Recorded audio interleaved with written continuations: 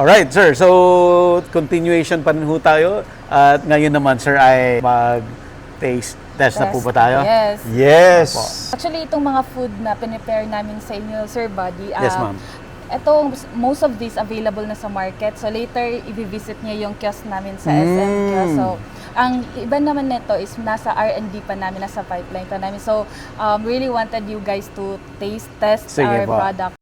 Gusto mo bang matuto ng agribusiness, crops, livestock and poultry, aquaculture, at ma-inspire sa mga success stories? Agribusiness, how it works! As a YouTube channel, Agribusiness features entrepreneurs, farmers, organizations, OFWs, investors. However, beyond our usual content and official endorsements, Agribusiness does not engage in other business dealings with them.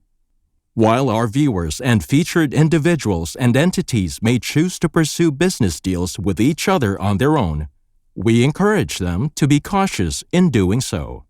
This September, join us for a day of 6 panel discussions, exhibits, business socials, and dinner. Learn from agriculture's top experts and explore the ideal farming venture for you at Agribusiness Connect, happening at Elements at Centris, September 28, 2025. Doors open at 12 noon. Don't forget to register through the link in the video description box or simply message us on Agribusiness Facebook page. You may also text us at 0917-827-7770.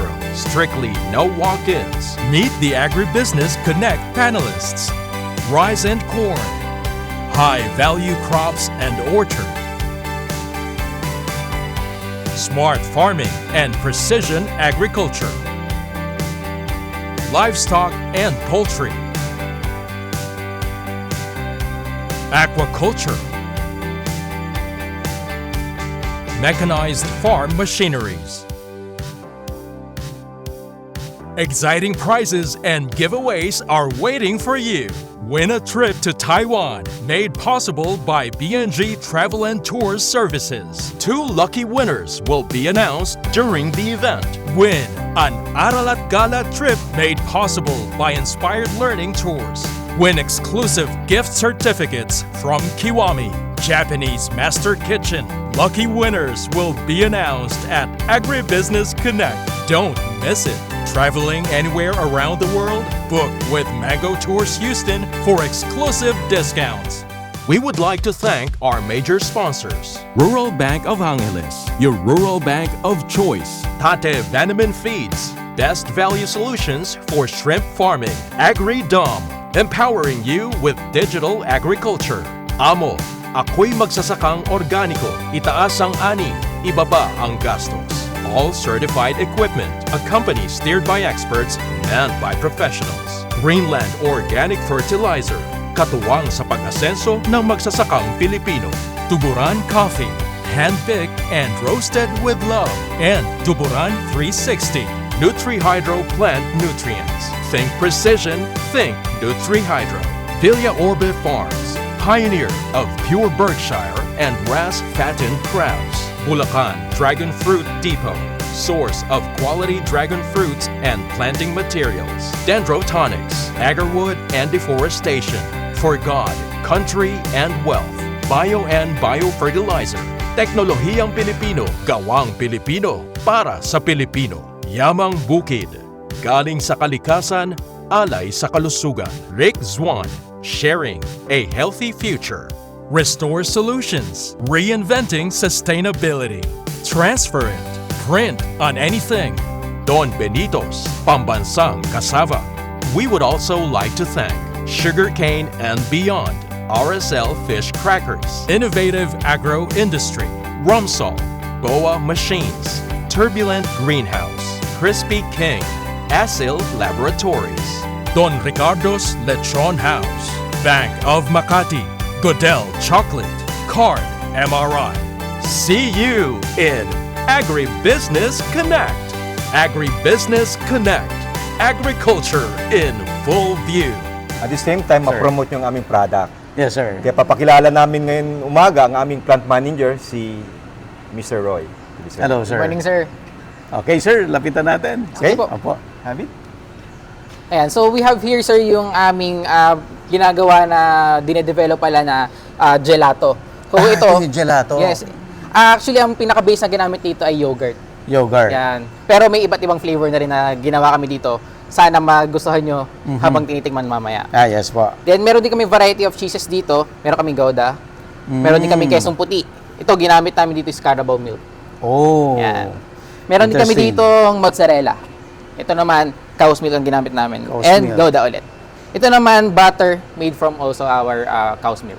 Ah, okay. Yan. And meron din po kayong mga ano? Ito, feta cheese. Oo. Meron din tayong feta cheese na may olive oil lang. And ito, may rosemary naman. At syempre, yung mga milk, sir. Ito, meron kaming mga milk. Pasteurized milk. We have flavored milk na melon, chocolate, Chocolate. plain, strawberry, coffee, buko pandan. Wow. And we have also mga Yogurt. yogurt. Yan. Strawberry, blueberry, plain, and mango. And ito yung madagdag na product line din namin, which is yung sterilized milk. Ah. Ito yung commercial product namin available. We have coffee, plain milk, and nag-serve din po kami ng sterilized milk sa milk feeding program ng government. Ah, ito po yung para sa Yeah, feeding. Yes, for DSWD and DepEd. Alright. Some of this product makikita mo sa kiosk mamaya. Sa SM po, no? Commercialized na siya. Ilan Okay. po yung kiosk na nyo na ngayon, As sir? of now, we have 18 kiosks 18 from na. northern Luzon down to southern Luzon. Yes. All SM po? Yes, magbubukas pa kami. Wow. Expanding. Ang galing. Yan. Itong product nyo, ini-expose nyo, sir, ano po ang effect nito sa industry natin? Yes, una-una po sa kalusugan ng mga bata, sa nutrition nila. Pangalawa, sa ating mga kababayan, matulungan din po natin sa kanilang mga trabaho. Yes, sir.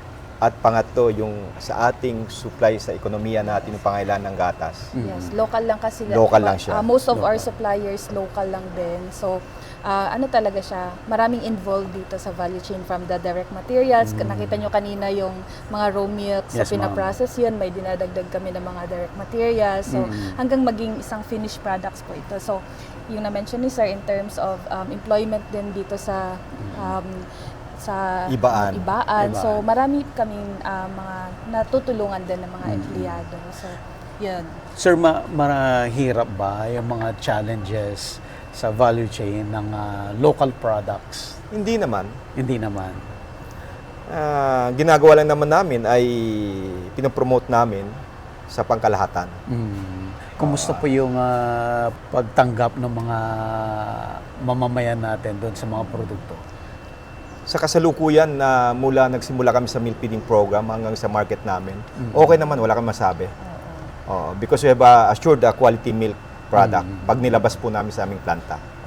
Siguro if ma-share ko lang, Sir Yes, Buddy, ma'am. ang pinaka-common lang siguro which is na-experience din ng ibang players yung in terms of challenge, yung paano na mapa-translate natin yung consumer na meron talaga available na pure fresh milk na mas masustansya. Kasi di ba growing up, sanay tayo na Puro powder. powder, yung ganun. So, pero yun talaga ang isa sa challenge. Pero through this na available na sa market, easy na lang access yung mga consumers natin to get the pure fresh milk talaga. Ayan. At higit sa lahat, yung produkto po namin ay A2. Ibig sabihin nun, tummy friendly siya. I see. Yun ang kagandahan sa ating gatas. Gusto niyo po, Sir, Sige, itry po natin. Oo. Alright. So, Okay. try po tayo. Ano pong unahin natin, sir? Anong magandang kulay sa iyo? Siguro mas maganda po, tikman niyo, sir, yung plain milk Plain. natin. Ah, Para plain mapag- muna. Plain. Okay. Nakapag-try na ba kayo, sir, ng ibang mga gatas? Plain. May Commercial mga, available? may mga na-try na rin. Sige, sir. Para matikman niyo po yung Sige talagang po. purong gatas. Sir Bali, Roy. ang processing po natin ay pinaka-act of cooking na tinatawag natin sa gatas ay yung pasteurization. Pasteurization. Yan. Okay. Ang pasteurization, mahalaga siya kasi yan yung nag-eliminate ng mga bad bacteria na present dun sa ating raw milk. Kasi may dalawang klase po tayo ng bacteria si Okay. good at si bad. Okay. Pareho siyang present dun sa gatas natin. Oh. Yan. Ang raw milk po kasi maikli lang ang shelf life niya. 3 to 5 days kahit na nakastore yan sa magandang temperature o kaya mini-maintain natin yung recommended na storing temperature niya. 3 to 5 days 3 to 5 days lang. Pero para ma-extend yun, ginagawa po natin si pasteurization. Ayun. Pag na-pasteurize po, ilan days na po tatagal niya? Ang pinaka-clue po natin dyan, tinatanggal natin yung 50% ng bacterial population which is yung bad bacteria. Kaya technically, magta-times 2 po ang magiging shelf life niya. At least a week, Yes, 6 for 3 days, to 5 days, magiging 7 to 10 days. 7 to 10 days. Ayan. So by that time, sir, naubos na rin sa, Yes. sa market Oo. yun. Actually, hindi Mabilis na po abot yan. sir na ganun. Hindi na abot. Aside from this one, Roy, paki-explain mo rin ating sterilized milk. Yan. May sterilized milk din Okay. kami, sir. Ito, liquid din po ang ating gatas na to. Pero, meron siyang tinatawag na process which is yung sterilization. Bali, ang primary cooking po natin, si pasteurization. Ang Okay. secondary naman po, ang sterilization. So mas matagal si sterilization. Yes, sir. Ang target po kasi niya, 100% na po ng bacterial population. Tatanggalin Yes, na lahat. kaya ang shelf life po niya, compared po kay pasteurized milk na 7 to 10 days, ito po umaabot na po ng 6 to 8 months or more. Pero ano naman nun? Anong sinacrifice natin? sa kanya? Yan. Good question, sir. Dahil nga po gumamit tayo ng extreme heat sa sterilization, nagkaroon din po ng damage dun sa naturally present natin na vitamins and minerals. Siguro reduction, no? Reduction. Kasi po, ang mga components ng gatas natin ay talagang apektado pagka pinapadaanan o dumadaan sa init. Yan. Kasi ang gatas po ay temperature sensitive. Ito yung best seller namin, sir, yung melon. Melon. Oh, yes. Yes. May mga ano kasi rito sa mga bata talang gustong-gusto nila. Melon, tsokolate. Yan sa kain po ulit. Buko pandan. Sino po may gusto? Oops. Amoy pa lang, oh.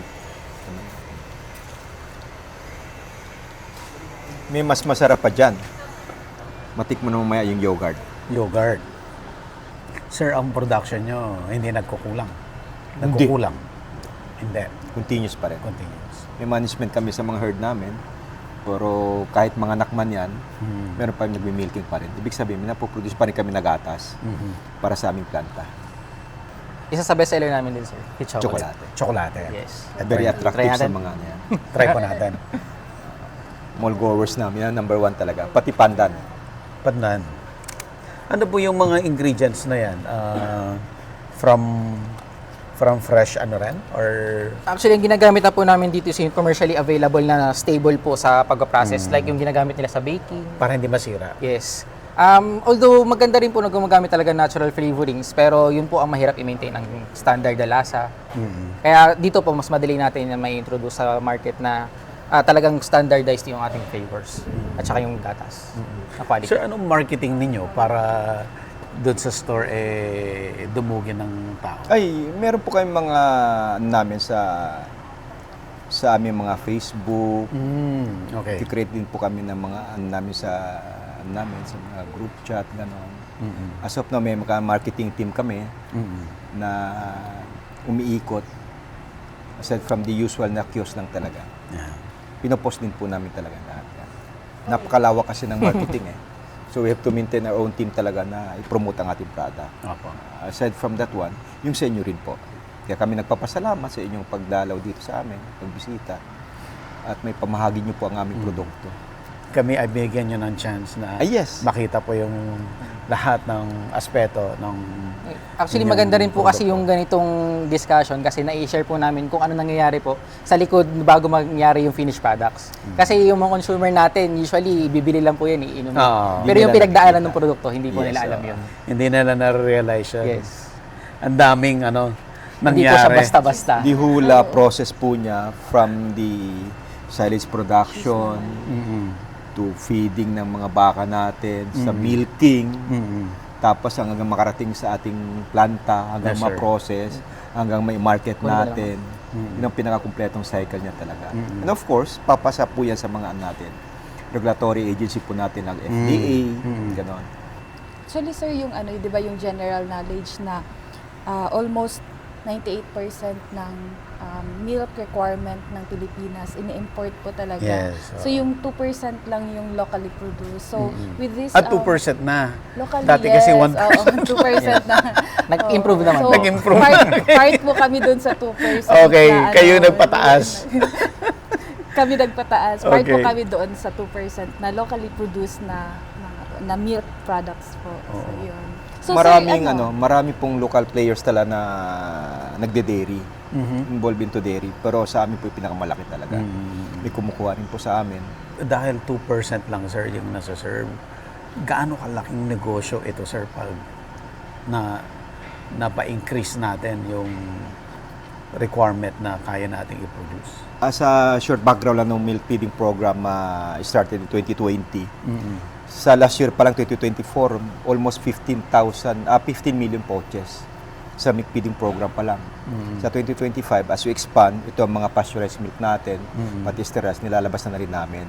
Aside from that, sa mga activity po rito talaga sa mga neighboring municipalities, cities, kung may invitation po sa amin, nilalabas din po namin lahat para ma-promote. Actually, malaki talaga sa sir, na yun na-share lang ni Sir Greg na volume sa milk feeding kasi isa lang yun sa mga project namin. Pero yung pinaka gusto talaga namin na focus is yung commercial.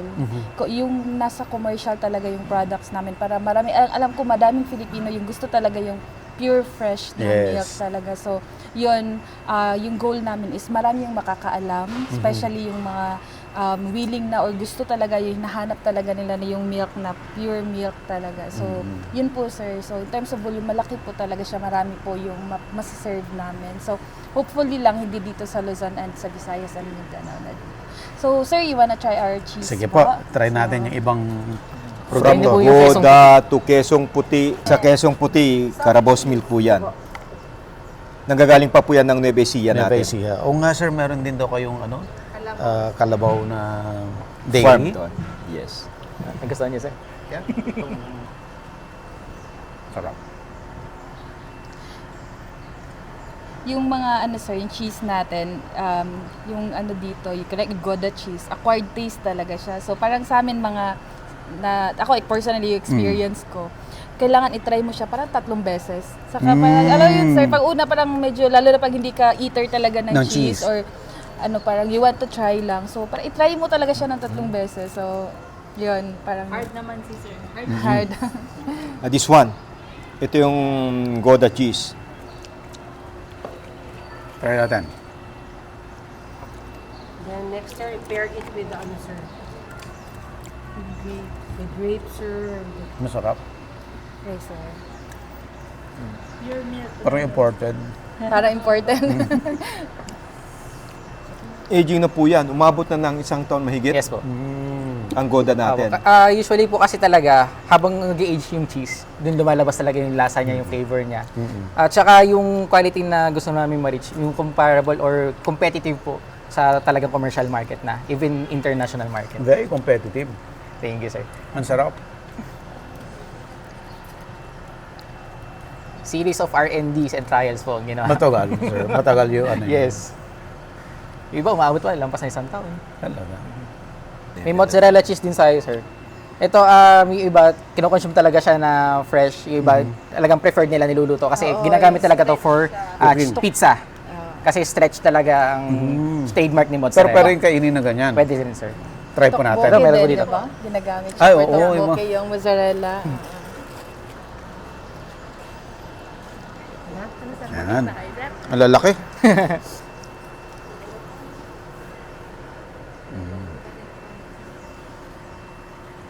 Pag kasi sir na-introduce or naluto si mozzarella, lumalabas din yung pagiging maalat niya. Lumalabas din yung stretchability niya. Yun yung nakaka-attract sa mga pizza lovers. Ano pa hindi natin natutry? Yogurt? Yogurt. Ayan, yogurt. Busog na busog. Busog na, sir. Yung butter supposedly. May preferred yes, sir? Strawberry, blueberry? Plain. Alam niyo sir, itong plain Blueberry. yogurt, Blueberry. pag kunwari may plain ka, lagyan mo lang ng fresh mango. Sobrang sarap na sir. Pwede mong matry yung ganun. Ito po yung Blueberry blueberry. yogurt. Masarap din cheese na.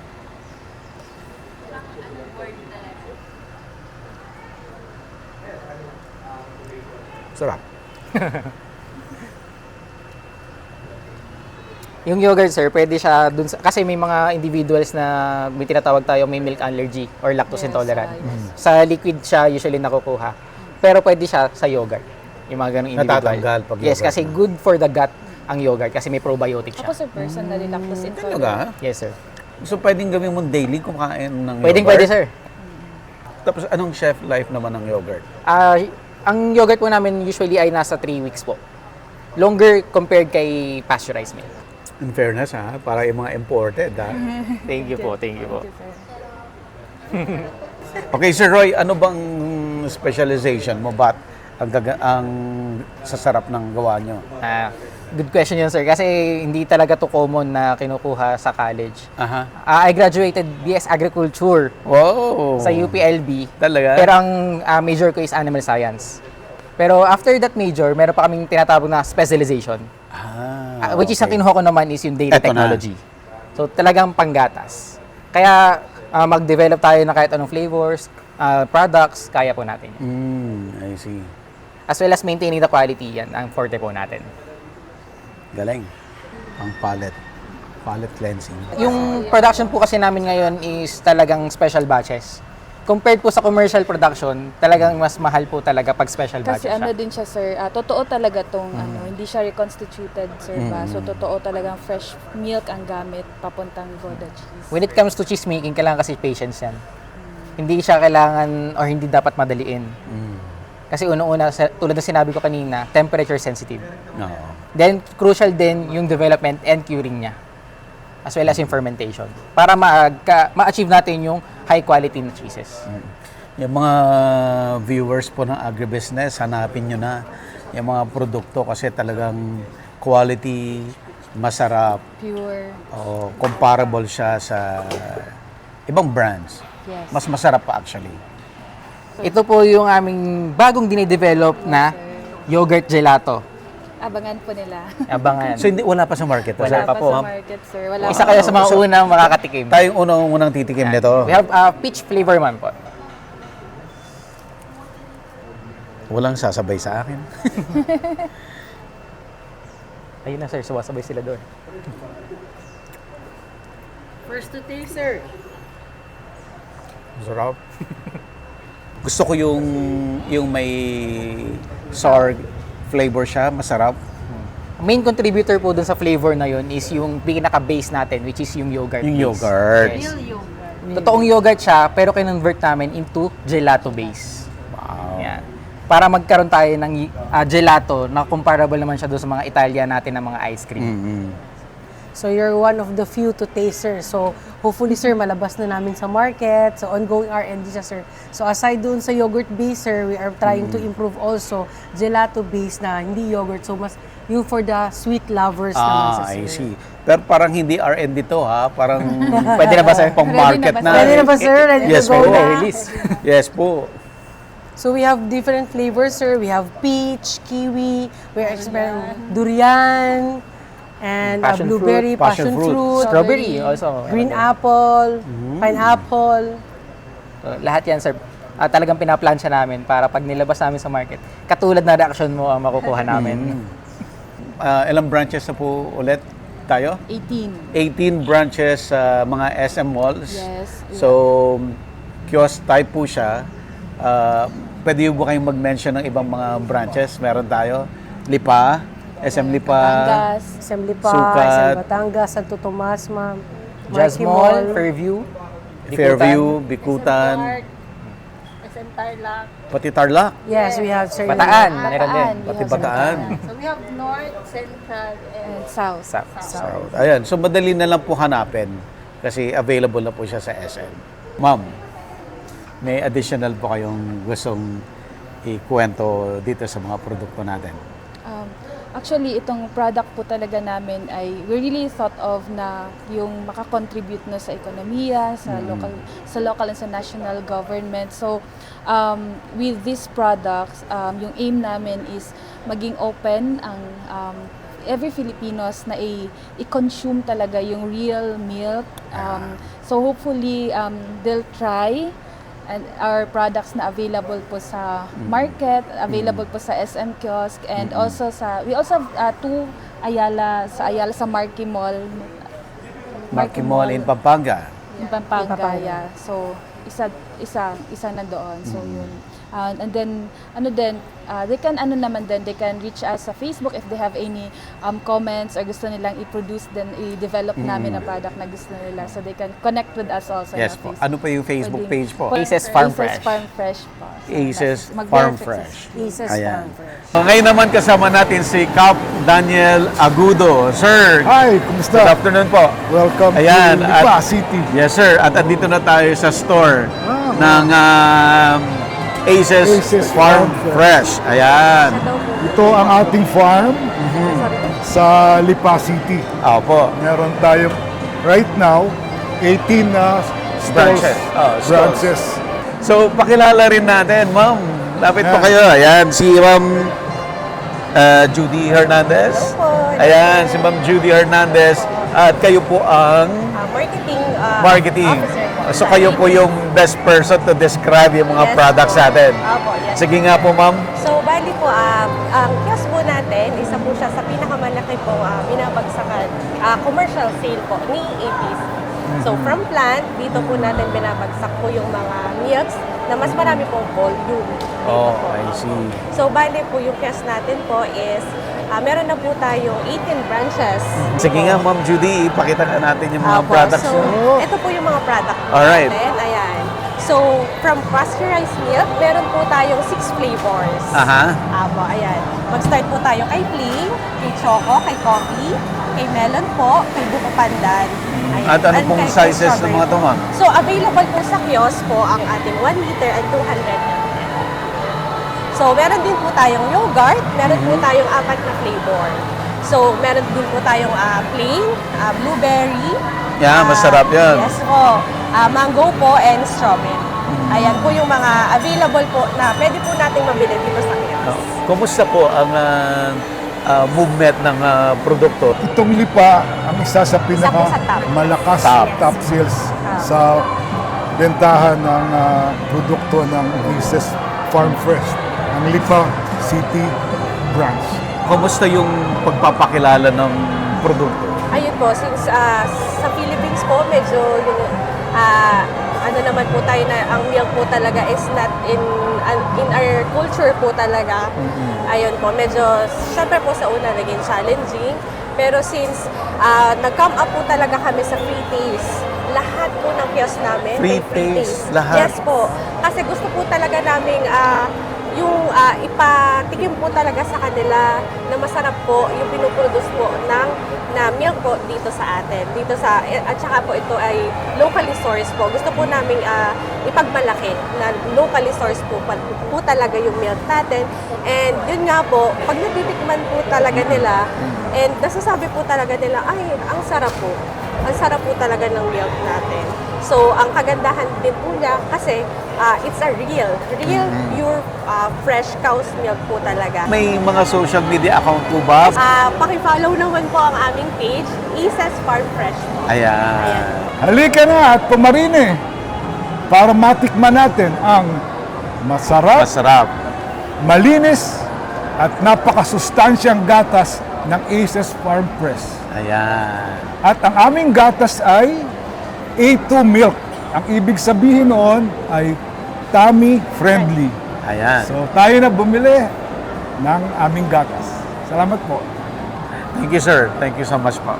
Agribusiness merch is now available on Shopee and Lazada. Agribusiness, how it works. Instruct, inspire, succeed.